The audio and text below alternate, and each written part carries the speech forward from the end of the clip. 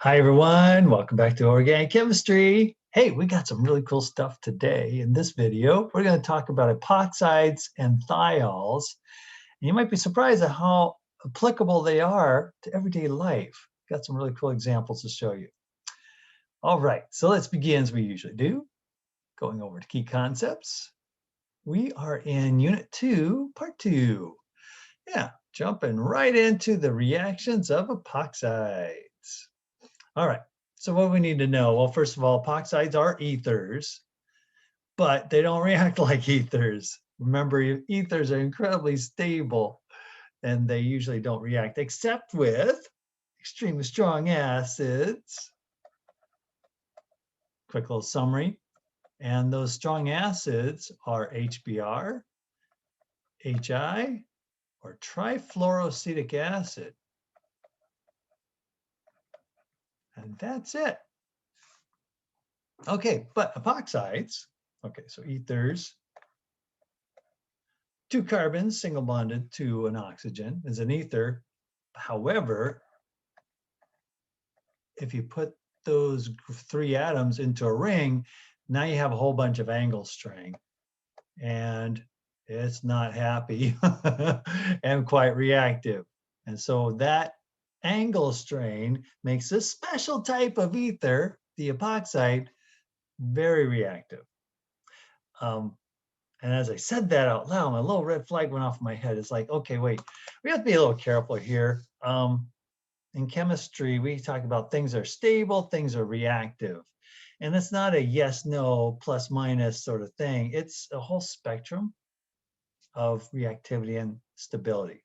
So if you compare epoxides to ethers, oh my goodness, big difference. But if you compare epoxides to, say, carbocations, ooh, still a big difference. Carbocations are even much, much, much more reactive than epoxides. Epoxides are very stable, but you can store them in a container. They have long shelf life. So in that sense, shelf life, stable, they're stable in storage. And don't know why I went that way, but there I went. Let's get back to what we're talking about. Organic chemistry, specifically, what can show up on the exam? Okay. There's two categories of reactions that you need to know about for epoxides. And they're simply divided into an acid catalyzed route or an acid catalyzed mechanism and a base catalyzed mechanism. And you and I are going to like the base catalyzed mechanism more because it's very straightforward, easy to do. It reminds us of something we've seen, Sn2. Little rhyming going on there. Acid catalyzed epoxide reactions are a little more tricky. So let's get the worst over first. I feel like Dr. Seuss today. Okay, acid catalyzed epoxide reactions. Let's get an epoxide here. You know what? We might as well review a little more chemistry. How do you make epoxides? You usually start with an alkene and you add MCPBA. You don't have to make the M a lowercase, but it's meta-chloroperoxybenzoic acid. You can also add another per acid. So you can add peracetic acid. So acetic acid looks like this. That's acetic acid. A peracetic acid is where you add the extra oxygen. So that would actually be CH3CO3H. Okay, I was looking at some stuff on the internet the other day about epoxides and saw this as a common reagent. It might show up on MCAT exams, DAT. I'm going to stick to MCPBA. I'll be consistent. So if you see MCPBA, you should just think epoxide because that's a very specific reagent. I'm sure it's an oxidizer for other reactions in organic chemistry, but I'm not familiar with those. So just make a little triangle using the two carbons that form your alkene. And the extra oxygen is what's supplied to make the epoxide ring. Cool, we got our epoxide. Let's do a reaction with it. Well, the first route we're going to look at is acid catalyze. And there's 5 acids you can use. Or there's 2.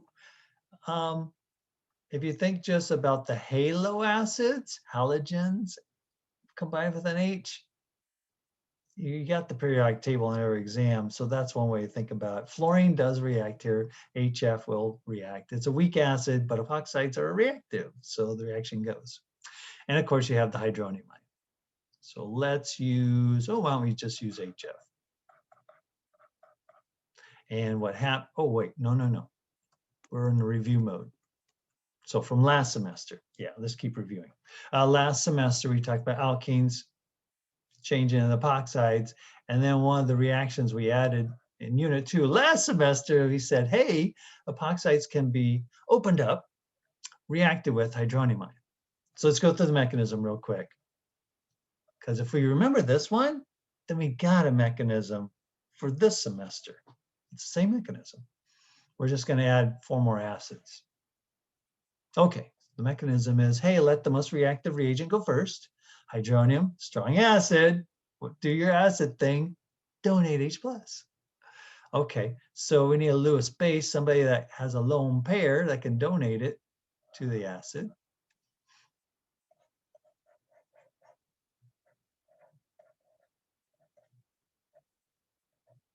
That's an awful bond, but it's done. Okay, and then we protonate, that's a term. Adding a hydrogen to a group protonates it. We protonated the epoxide, and now that's even more reactive, right? We had a whole bunch of angle strain beforehand. It's still there, but now the oxygen's unstable. It prefers 2 bonds, and it has 3. It's electronegative, more electronegative than these 2 carbons. So these carbons are starting to become slightly positive, delta plus. The oxygen is also positively charged, and its positive charge is also attracting the bonding electrons, creating a greater amount of positive charge on these 2 carbons. Both carbons are secondary, there's no difference. So the water molecule is your nucleophile, attracted to the positive charge, kind of sneaks in. Either side, over here, maybe I'll put a dotted line. It could come over here. But we'll only show one side.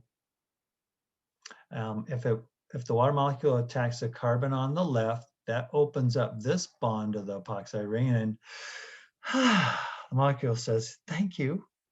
That stupid 60-degree angle is gone, and we can go back to 109.5, which is what sp3 hybridized atoms should be. Okay, and what didn't change is the 6-membered ring, cyclohexane.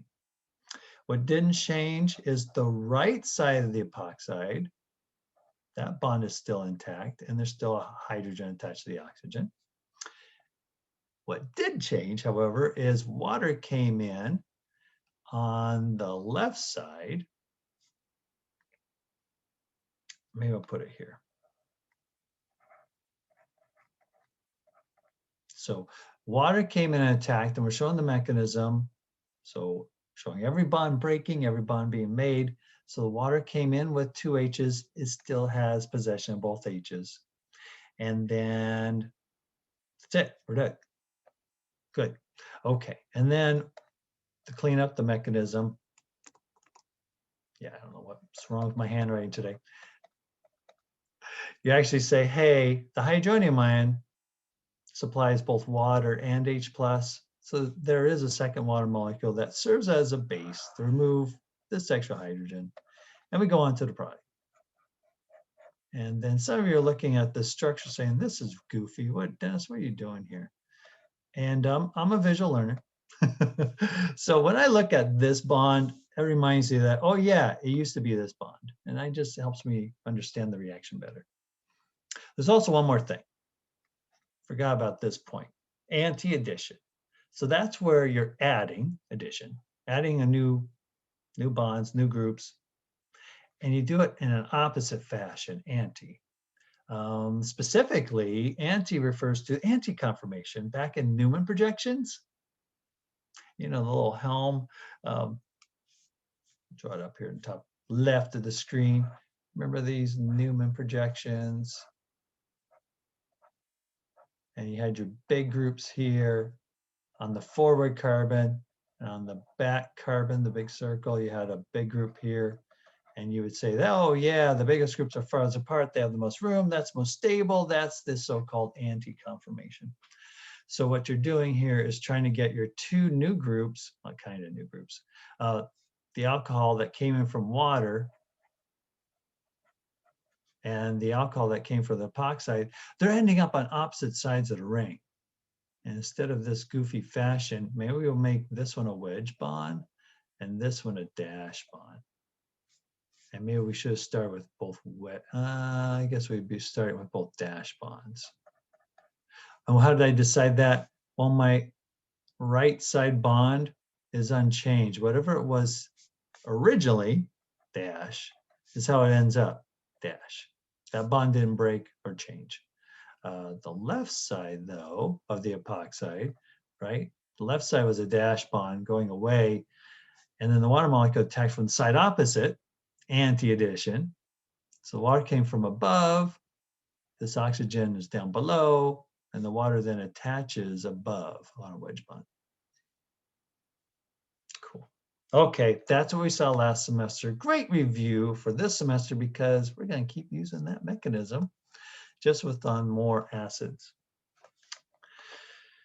The problem, though, is that the mechanism, I was very careful last semester not pose this little glitch here. I always set it up so that you either had secondary carbons that were part of the epoxide ring or primary.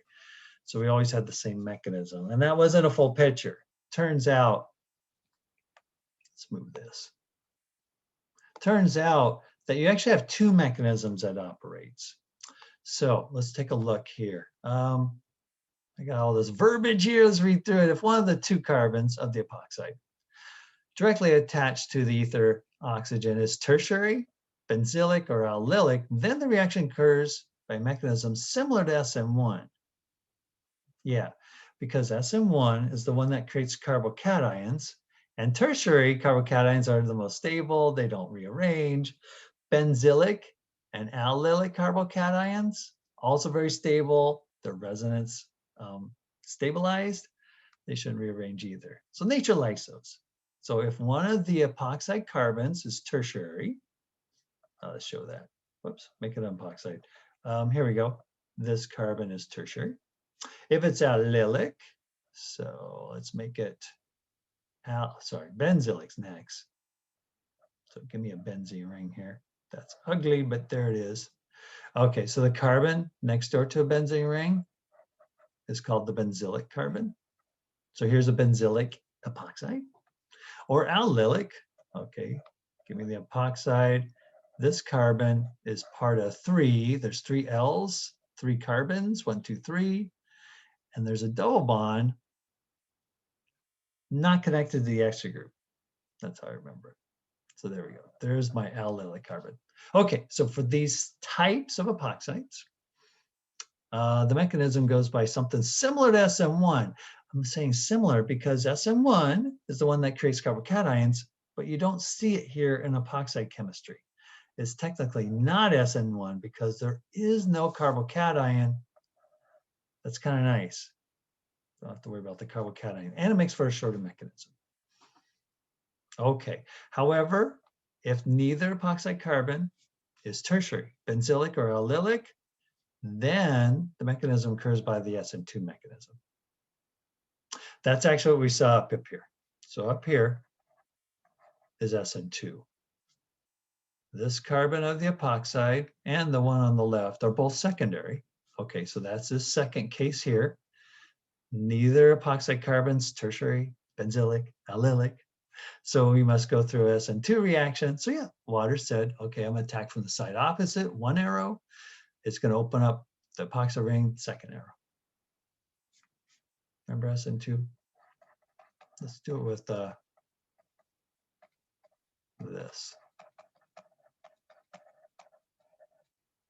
So Sn2 is where the lone pair on the nucleophile Nuke. Attacks the alkyl halide and kicks out the leaving group. And in this case, you make an ether. And that's what's happening here. Water's your nucleophile. Attacks the epoxide carbon. Your leaving group is 1/2 of the epoxide. So ring opens up. Relieves that angle strain. There we go. Let's see 2 examples. Let's do one where we have the SN1-like, kind of, the similar SN1 mechanism happening. We'll compare it to a case where SN2 happens. Yeah, let's get some clean white space here. The screens get kind of messy. All right, so case 1, case 1, case 2. Let's have this epoxide react with HCl. And then we'll have this epoxide. So all I'm going to do is remove a methyl group.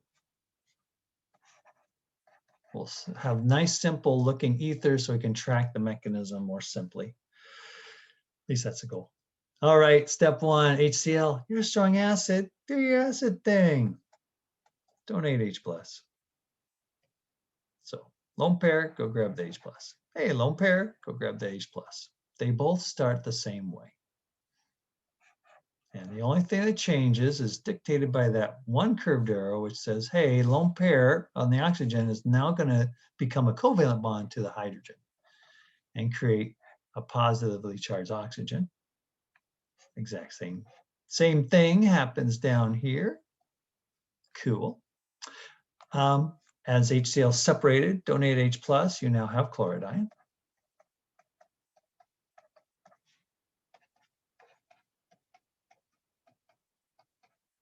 Cool. All right. Now there's 2 mechanisms under acid catalyzed epoxide reactions. So what you first have to do is go check out the epoxide carbons. What are they? Well, this one on the right is primary. The one on the left is tertiary. Tertiary allylic benzylic. Tertiary allylic benzylic. That tells us it looks like it's going to be sort of or similar to or SN1-like. It's SN1-like. That's a weird phrase. Just remember, no CC+, no carbocation. Okay, what does that mean? Well, tertiary carbocations are more stable. So this carbon wants to be a carbocation, but nature says, yeah, I don't like carbocations. They're very unstable. I have to worry about rearrangements. But the attractions there, this tertiary carbon is building up a lot of positive charge, more than the primary one. And the rationale is tertiary carbocations are more stable than primary carbocations. So if the carbons could become carbocations, the tertiary one would be more stable. So it can bear the brunt of more positive charge. Technically, this bond consists of 2 electrons. They can spend more time closer to the oxygen and create a slight partial positive charge on the left or tertiary carbon. And now the chloride ion says, whoa, what's all that positive charge over there? Let's go check it out. And it doesn't make a carbocation. It swoops in, kind of like an SN1 way, and kicks out that oxygen and relieves the angle strain. Cool. So, whoops. So I got my tertiary carbon connected to the oxygen on the right because the right side didn't change. And so if you kind of put a dotted line right here, there's your original molecule, your epoxide, but new thing came in, the chlorine came in, and we're done. The whole key of knowing the mechanism is so that when you see the reagents of epoxide plus HCl, you really have 2 choices. The choices are, does the epoxide oxygen stay on the carbon on the left? Or does the oxygen stay on the carbon on the right? And knowing the mechanism will give you the correct prediction. The oxygen stays on the carbon on the right. Okay. Second case, extremely similar epoxide, H+ added to the epoxide oxygen, protonated. And now we compare the epoxide oxygens, its primary versus secondary. primary, secondary. Ooh, I didn't say tertiary, benzylic, or allylic. So it goes by an Sn2 mechanism. Lone pair on the chloride, go open up the ring and find the easiest way of attacking it, avoid crowding. Okay, so that means it's going to go after the primary carbon. So it's going to hit here and open up this side. So now redraw the epoxide. So redraw this intermediate. And if I draw the dotted line here, I would have the original epoxide. But I'm not going to do that. I'm going to add the chlorine in an anti-addition approach, so side opposite. And that's the product, which happens to be this thing over here with missing the methyl group. I guess to be consistent, I should say, hey, we don't get this, where the oxygen stays on the right, did up here, but no. Not when the epoxide carbons are secondary and primary. Okay, so if that's enough, if that makes sense, you can move on to the next topic. However, if that is still unclear, chemistry builds on itself. We learned something before and we can continue to use it. Hey, I showed you how to make an epoxide up here. That was old last semester. We're still using that mechanism this semester. So in the previous video, I think, let's see if I have some room on here on the left. Kind of, yeah, I kind of do. We also talked about ethers.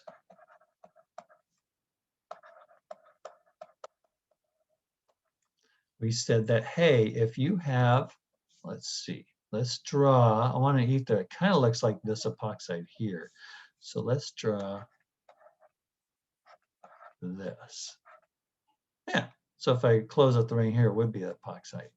Now let's hit it with, right, we said ether reactions, there's only 3 acids at work, HBr, HI, or trifluoroacetic acid. So let's just use HBr. And now let's get up an ether that kind of looks like the second epoxide. So if I close up the ring here, there's my epoxide. Let's add the methyl group. Why not? And then on this side of methyl, good enough. Oh, wait. I need a carbon that's tertiary. So I need to add another methyl group here. Let's do that. Good enough. Yay. Okay, hit with the HBr. Okay, so remember when in the previous video, ethers react with these 3 strong acids. You also had to look at the ether carbons to decide whether they were primary, secondary, or tertiary. Ether carbons are both primary here. And that determined the product outcome. If the ether carbons were tertiary, benzylic, or allylic, you actually do get the SN1 mechanism. So lone pair grabs H+. Oh, I don't have enough room here. Let's get more room.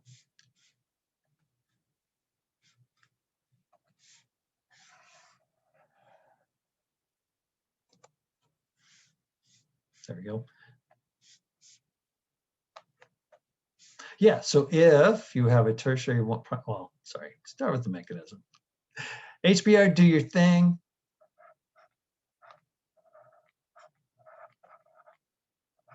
There we go. We do have a tertiary, so we go by SN1. So this bond breaks. Hey, electronegative oxygen, let's get rid of that positive charge. Take those electrons and make it a new lone pair. And here's my tertiary carbon. The bond breaks, we make a tertiary carbocation. Not great, it's reactive, but it's better than secondary or primary carbocations. And then we have this group, the OH, attached to it. That looks funny. That's just methanol.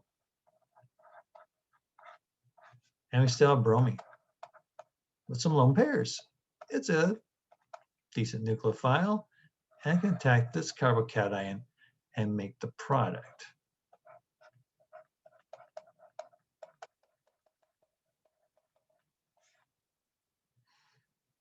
That was very similar to what we saw up here. Chloride ended up attacking the tertiary carbon. It was an SN1-like mechanism. But we also got the halide, chlorine in this case, adding to the left side. Bromine, halide adding to the left side. Alcohol shows up on the right. Alcohol shows up on the right. So there's some balance here. There's some similarity, some symmetry. And case 2 down here, HBr, do your acid thing. Got bromide. Now we have to decide which side of the ether is going to be attacked. Well, they're both primary. They didn't say tertiary, benzylic, or allylic. So this is going to be an SN2 type of mechanism. So SN2 avoids crowding. So, hey, nucleophile bromide, go attack the carbon that's less crowded. Well, they're both primary. I said less crowded. Oh, the methyl is less crowded than this propyl. There we go, hit this one. Boom. Open up from the right-hand side this time. So the left bond of the ether stays intact. Oxygen shows up on the left side of the carbon. And then we make methyl bromide. This little methyl group attaches to bromine. Hey, and that it just parallels what we saw with epoxide opening. The less crowded carbon got attacked by the nucleophile. And in one step, 2 arrows, did the SN2. Well, actually, that's not true. We had another step. We had to protonate the epoxide. Cool. So things are kind of done in order for a purpose. Go back if this set of reactions with ethers, but these 3 acids are still unfamiliar. If you're like, oh, I'm not sure I got that yet, I would pause the video, go back, review that. And once you understand this, come back to this video, re-watch what we saw before, and it'll make a lot more sense because it parallels what we've done already with ethers. And that makes sense because epoxides are ethers, just incredibly more reactive. Nice. Okay. What else do we need to know? A whole nother category. Base catalyzed epoxide reactions. Some of you are cringing. More mechanisms. It's already one we know. It's SN2 each and every time. You don't have to think tertiary, allylic, benzylic. No. If it is, SN2. Just go SN2 as long as you have a base. Okay, some of you are like, oh, acid-base chemistry. I never really got that idea back in Gen Chem. Well, the quick loophole is that bases are negative. Your acids are positive. They got an H enlisted in front of the formula, right? So hydronium has an H, HF, HCl, HBr, HI. They're all positive. They're all creating H+. That's the reactive part of these acids, the H+. So what you want to do is just look at your reagent. And some students say, well, is it hydronium, HF, HCl, HBr, HI? If it is, acid catalyze. Dang it, 2 mechanisms, SN1 or SN2. But if your reagent is not one of those, and the more reactive piece is negative, it's a base catalyzed reaction. Sweet. So what do I have here for examples? Let's just use the most famous base, sodium hydroxide. Let's start with let's just start with a tertiary epoxide because it doesn't matter. So add a little NaOH. Cool. Okay. Technically, if you think about going to the lab and doing this experiment, sodium hydroxide is a solid. So you have to dissolve it in something. So you're probably going to dissolve it in water. The epoxide is somewhat polar, but if you have too many carbons, it's probably not going to dissolve in water. You might need a solvent, a co-solvent like THF. I'm putting in parentheses because you don't need to know that. All I'm saying is that whenever we use sodium hydroxide, there's a solvent implied. So I'm going to need some water in part of my mechanism. So it's there. That's all I'm saying. if you need some water and using sodium hydroxide, there's going to be water around, most likely. Okay, so how does this mechanism work? How do you predict the products? Well, over the arrow is NaOH. I know Na is plus, but that's a spectator ion. Hydroxide is a reactive species, and it's negative. There's a lone pair on that oxygen, and so the mechanism is Sn2. So oxygen, go help out the epoxide. It's suffering from angle strain. Attack one of the carbons and open up the epoxide ring. Oh, which one? Well, go Sn2, avoid crowding. This epoxide carbon is primary. This one, sorry, that one's tertiary on the left. The primary epoxide carbon's on the right. So hydroxide ion, go attack that. Anti-addition, that's what Sn2 is, side opposite the leaving group. In this case, the leaving group is the epoxide oxygen. Open up the ring, swing over, get out of the way.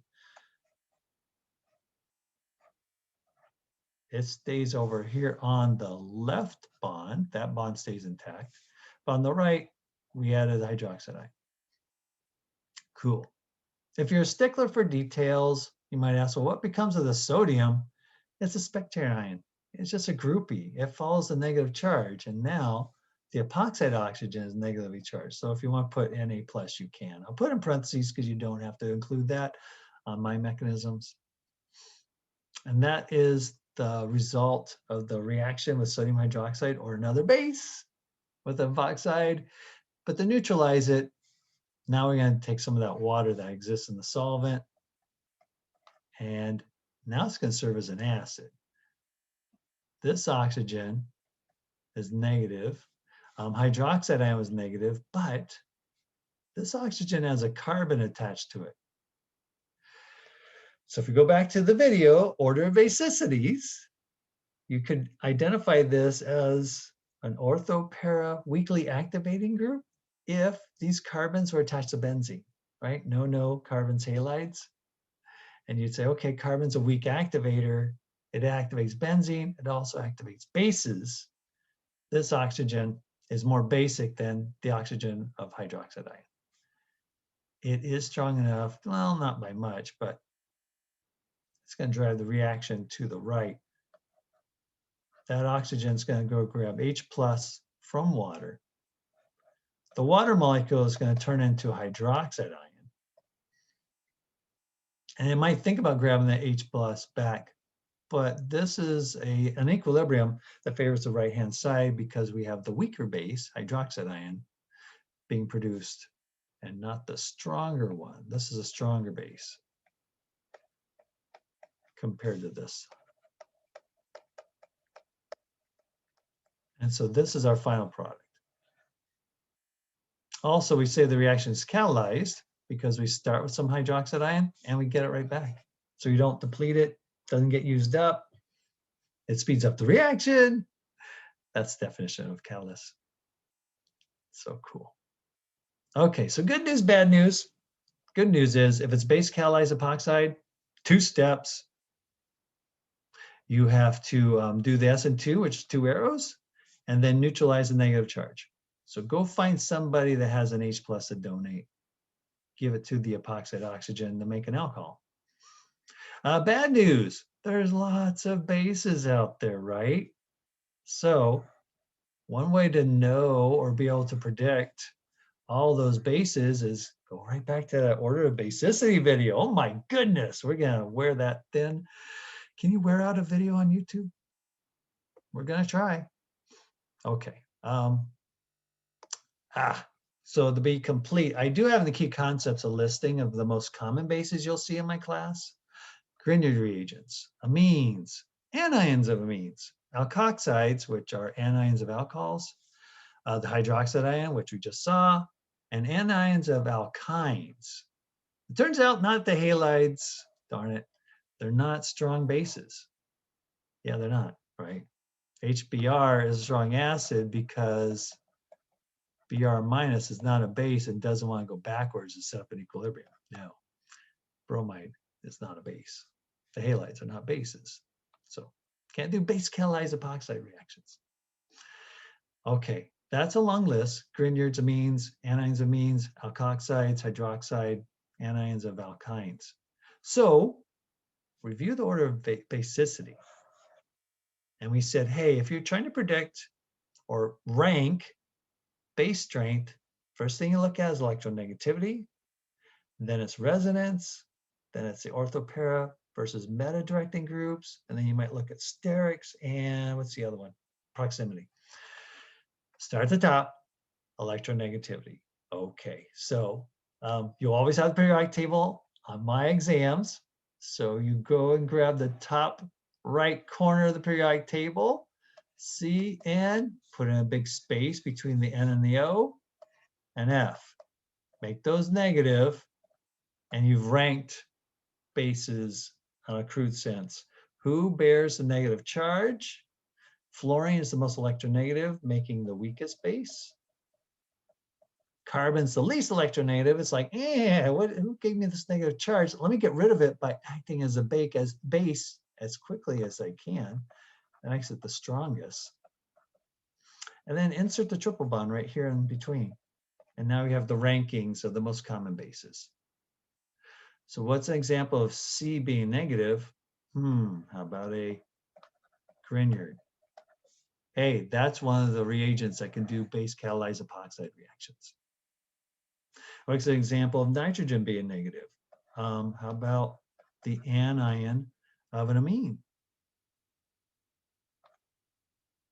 So if it had two H's here, that would be an amine. But if I only have one H, that's the anion. Amines can do it. Oh, so maybe I should just draw an amine first. There we go. Nitrogen making 3 single bonds. The next carbon does not have a double bond O. If it did, it'd be an amide. Amides are not on the list. No. We also said anions of alkynes. Well, there we go, right here. We have the anions of alcohols. Hey, that's O minus, but not the halides. They're the weakest. Don't include them with reagents that can do the base catalyzed epoxide reaction.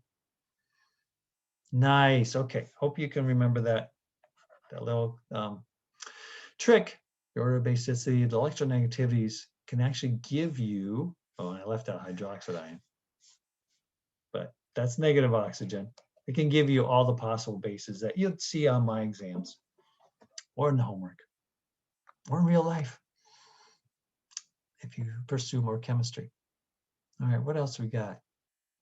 Oh yeah, applications. Hey, just finished some epoxide chemistry, epoxides. Well, one of their everyday applications is their use in epoxy resins or epoxy glues.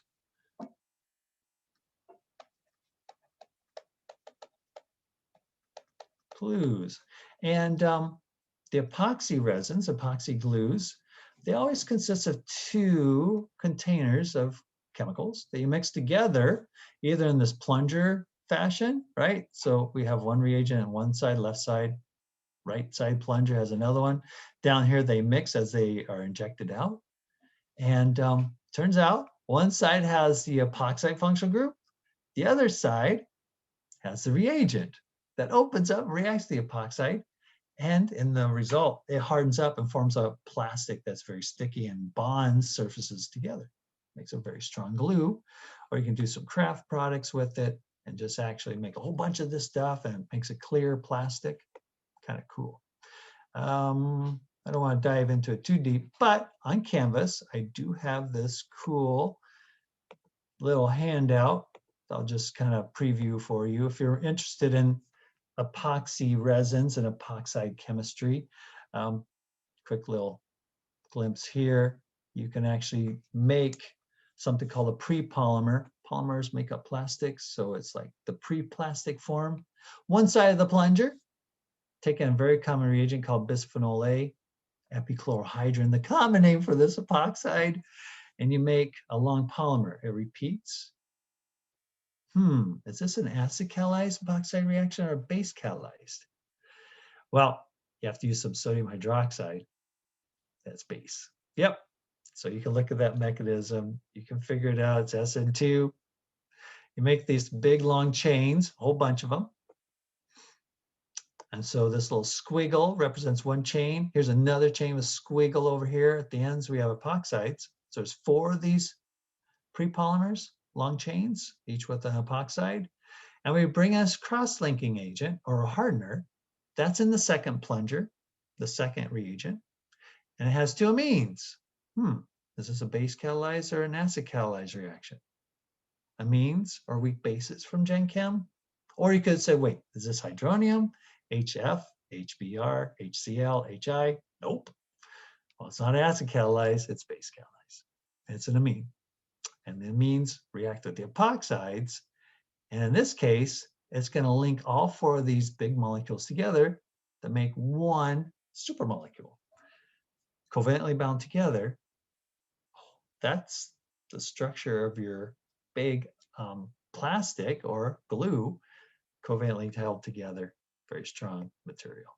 Yeah, so whole bonding metal together. Okay, that gives you a sense how strong these glues can be. Making floors, very durable material. Awesome. Okay, that was fun. Yay. Let's take a look at thiols now. Our second category.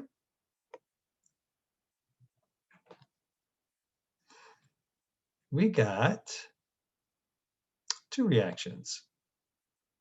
Now, thiols were introduced in a previous video. We talked about how to name them. Hopefully, I mentioned at the time that they're incredibly stinky. Some of the molecules that come out of the back end of a skunk are thiols. Got a nice little meme to remind me of that. Okay, so if you need to make a thiol, well, what's a thiol? Those are some carbons connected to the SH group. So you can take sodium hydrosulfide, NaSH, which is similar to NaOH. As you go down the periodic table, where'd you go? There it is. Down the periodic table, bases, anions rather, become more stable. So their base strength decreases. O minus, S minus, Se minus, Te minus. Okay, so sure, sulfur is rare underneath oxygen on the periodic table. However, unlike sodium hydroxide, NaSH, NaSH is not very basic. It's a weak base. NaSH. So it looks like, anyways, it still is a good nucleophile. So if you want to make a thiol, simply do an Sn2 reaction. Cool. What's Sn2 from last semester? You need a primary or secondary halide or a methyl halide. Because Sn2 avoids crowding, right? Tertiary is too crowded to react. And use NaSH. So take your favorite alkyl halide that's primary, secondary, or a methyl. Add NaSH, NaSH, and in one step, 2 arrows, sulfur attacks from the backside, kicks out the halide, and you have your thiol. Sweet. So that's a great way of making thiols. But in the lab, you're making some things that are stinky, keep them in the fume hood. Yuck. In the lab, you do have to use an excess of NaSH because if you only use 1 mole, a 1-to-1 molar ratio of your alkyl halide plus 1 mole of NaSH, well, then you might get like 50% or less of your product. Because what happens is the product is still a good nucleophile. Thiols are really good nucleophiles. And that sulfur atom can go and attack more of the primary halide and kick it out to create the sulfide as a byproduct. And so in the lab, you have to use a great excess to avoid the sulfide from forming the byproduct. Okay, so that's not so nice. And it's stinky, and you're making something that's also stinky. So scientists are not happy with this this, this little hack, add more NaSH. There's got to be a better way. And there is. You can use thiourea. Okay, so urea sounds like urine. Yeah, it's one of the molecules found in urine. So urea is this molecule, obviously a common name. Thiourea is where you replace the oxygen with the next element below it on the periodic table, sulfur.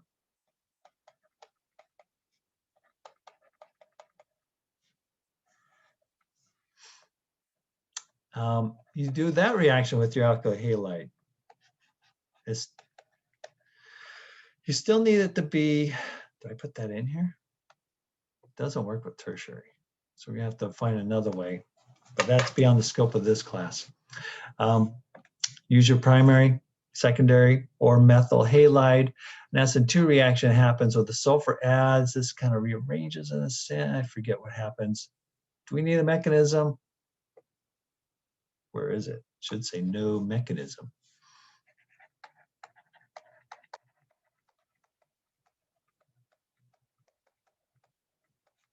Yay. And then the second step, you neutralize this. Sulfur's going to bond 3 times, I think. Gosh, it's been a while since I've seen the mechanism, or I don't know if I even have. You add some sodium hydroxide. If you left it NaOH, I would give full credit. Most textbooks will put NaOH and water, and you get your thiol. High yield. You don't get any of the sulfide intermediate, the stinky byproduct. I mean, this is stinky too. But anyways, it's just safer. This thiourea is more polar. It's less smelly rather than the NaSH, which can grab an H+ from a contaminant and make hydrogen sulfide, which is the odor from rotten eggs. Yeah. Thiol chemistry is useful, but it's smelly.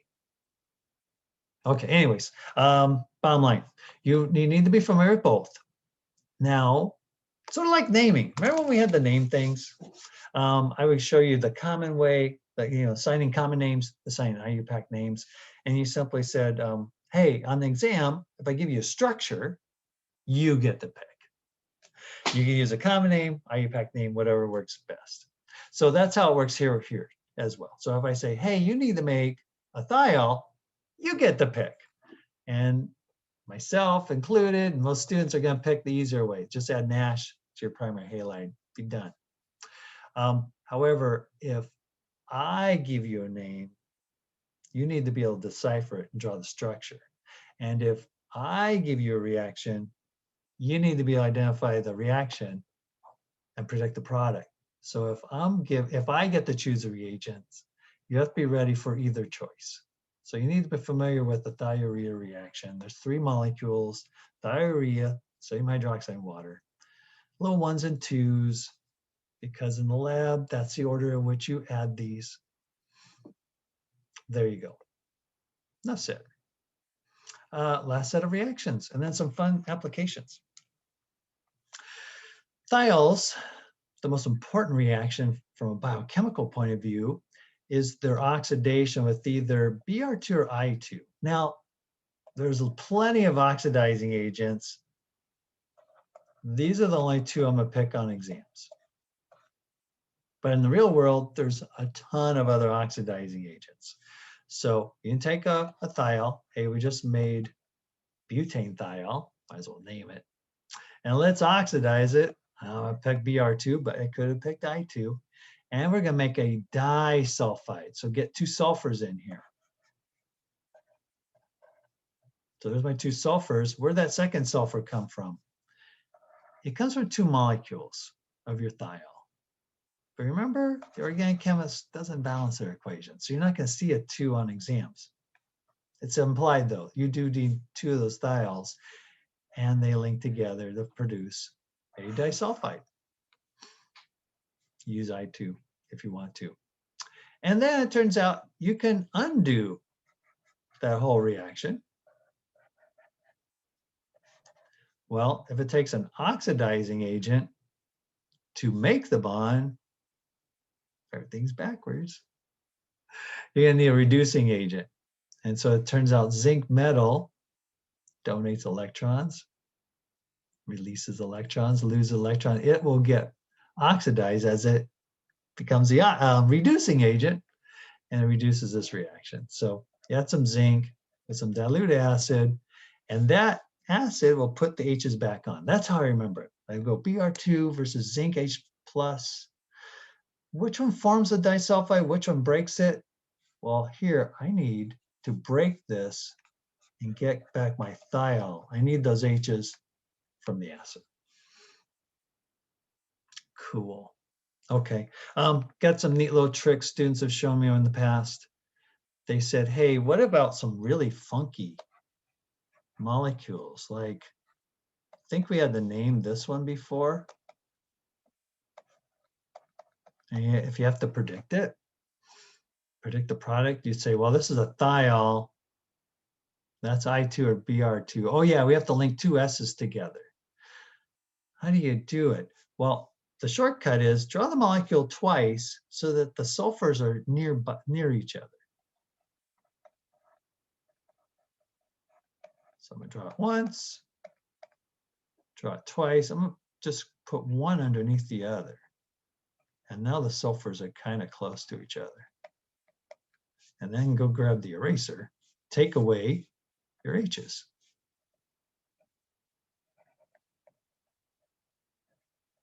There we go. And link those sulfurs together. Boom, done. That counts. I accept those types of structures. I know that's a real long covalent bond. And this is really crowded. It's probably not the most common or most popular conformation or shape of the molecule, but hey, you've drawn the structure. I can understand that. That's fine. And the same is true if you try and break it. Just erase that bond, put two H's, right? So you're going to use zinc, H3O+, and then you only have to draw one of them actually, if you want to. If it's the same molecule showing up twice, you only have to draw it once. Even though you know it's breaking this and both the sulfurs are getting H's, you get two of these molecules out. Nice, cool. All right, that ends the chemistry that you'll see on exams, but maybe some real life applications might be kind of cool. What about these disulfides? How come we have to know these reactions of thiols? Because it happens all the time in biology. Cysteine. Name changes. It's been a while. This molecule is an amino acid found in proteins, contains a thiol functional group, and in an oxidation route, you can link them together to form a disulfide, more commonly known as a disulfide bridge. Because what amino acids do is they link end to end through their amine and carboxylic acid ends to make long chains, polymers. And then what nature says is, yeah, this long chain and the second long chain, I want to connect them together. That kind of looks like that cross-linking agent from the epoxide chemistry. Yeah, nature did it first and chemists copied it. Yeah, it's a new way of making materials. And so you link it together and then later body says, we don't need this anymore. Let's break this down or let's reshape it. Let's do something else. You can reduce it and cut the disulfide back to the two groups. Break down this protein, break that disulfide bridge. And as an example, we have a diagram of an antibody. There is a heavy chain, one long polymer chain here, a second one over here. Let's see, no, there's actually, yeah, I forget how this works. There's a variable region, there's a second polymer chain, and right here, there's a disulfide bridge linking one polymer to another polymer, one protein to another protein. To use the biological terms. And in antibody chemistry, hey, these antibodies are floating around in your bloodstream. They're trying to find something that's not like us, an antigen, bind to it. And this binding site is incredibly specific. It doesn't just grab anything. Only grabs like surface proteins of bacteria or the coat proteins of a viral particle. And once bound, there's a change in this antibody structure that actually can be detected by a white blood cell. Will bind down here that say, hey, antibody. What do you attach to? And it'll detect that this isn't good. Let's get rid of it. And it'll attack what's on the other side, the viral particle, the virus or bacteria. Cool. Yay, immune system. But at the core, there you have some disulfide bridges. Disulfides also show up in hair. A hair fiber consists of lots and lots of protein strands linked together by disulfide bonds. So if you're blessed with straight hair, then the hair strands, that the proteins that make up your strands of hair are all lined up, packed tight together like a straight sheet of a straight piece of rope. And one protein is linked to the next through disulfide bonds, to make that hair strand.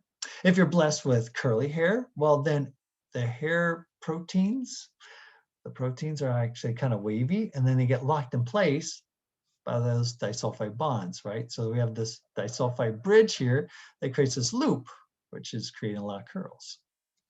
And if you don't like your hairstyle, well, you can change it, right? You can go to a salon and get a permanent. Get your hair permed. Go from straight hair to curly, or you could go from curly to straight. Wait, you can reverse this? Yeah, so knowing about disulfide chemistry, oxidizing thiols to make the disulfide bridge, or breaking the disulfide bridge, going back to thiols, you can change the shape of the hair. So you can do this at home too, right? So here's a hair product I got off of Amazon, and you got a couple solutions in this home perm kit. You got 3 steps. Well, there's a setup. Step 1, step 2, step 3. You got your curling solution, and you got your neutralizer here and your leave-in conditioner. Well, I'm gonna focus on the curling lotion and the neutralizer. So what's going on here? Well, on the one part of the package, you get some clues. Keep out of reach of children. We got some chemicals in here, thiol glycolate and hydrogen peroxide. Well, with the oxygen in there, you might think of that as an oxidizing agent. Yeah, we actually do. So ammonium thioglycolate has a thiol group. And it turns out thiol groups are a good reducing agent. And instead of having a big solution of zinc and dilute acid, which is pretty harsh to put on your scalp, they're using this thiol glycolate. And instead of Br2 or I2, which are powerful oxidizing agents, they're using the milder one, hydrogen peroxide. But the chemistry is the same, right? So what's happening is here, I went to a biology website to look up the biology of a hair fiber. So start here on the right. So one strand of hair, just pull off your head and take a look underneath the microscope. You'll see that the end here kind of looks like this portion, comes from a cell to 20,000 nanometers in width here to give you a size perspective. Zoom into a small piece of this cell, we'll see all these microfibrils. Lots and lots of little fibers in here. So zoom in on one of these, and it's actually consists of several. And within that, we have this strand wound about a strand like a braided rope. And finally, we can get in here and actually look at the proteins. So one hair strand has thousands, millions, billions, closing in on Avogadro's numbers of protein strands. And these protein strands are connected together by disulfide bonds, disulfide bridges. Okay, so if you have a straight piece of hair or curly piece of hair, you might have these strands, these long protein strands, all straight and bound together by the little disulfides, SS, holding each of these strands together in this shape. Or maybe you have some curls and the strands are doing this, and they're held in place by these disulfide bridges, SS. Okay, and now you don't like what you got. And you say, okay, let's add, well, let's break the disulfide. So we're going to use the reducing agent, the ammonium thioglycolate. So we're going to use that SH, what was it? Don't think there's a bond there. Get another carbon in there. Was that a amide? Stop it. No, it's a carboxylic acid. And there's ammonium ion over there. Okay, so one of the bottles in this hair product has this, and what it'll do, it breaks its disulfide bond. So first you want to curl your hair or straighten it, depending on what you want to do. Looks like I have a curl here, so let's straighten it. So you'll straighten out the hair, apply this product to it. It's going to break the disulfide bonds, and the hair, the protein strands, will relax, go into a new shape, right? And so wherever we had the sulfurs, well, one strand's going to slide past the other.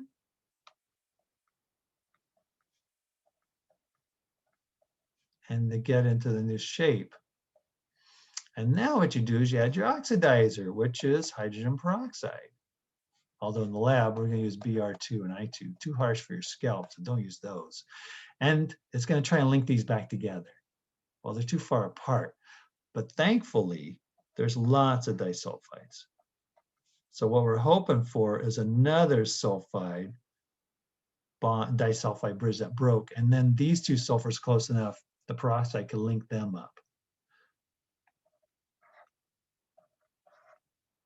Now, why can't you get your hair permed like once a week? You know, one hairstyle 1 week, and next week or a month later, try another hairstyle. Well, you know, if whoever's had a perm has been warned, don't get your hair permed for several months because we've actually damaged the hair. It's impossible to get all the sulfurs rebonded together in these disulfide bridges. So the hair follicle, the hair strands are actually weak. And you don't want to repeatedly break and connect these because eventually the hair strand is just going to fall apart. These protein strands won't be linked to their neighbor at all and just fall apart, split ends, or just dissolve away. Not dissolve, sorry, just separate away. Anyways, that was some interesting chemistry. Sorry, I made the video a little longer than I like, but I hope you enjoyed it. I'll see you in the next one.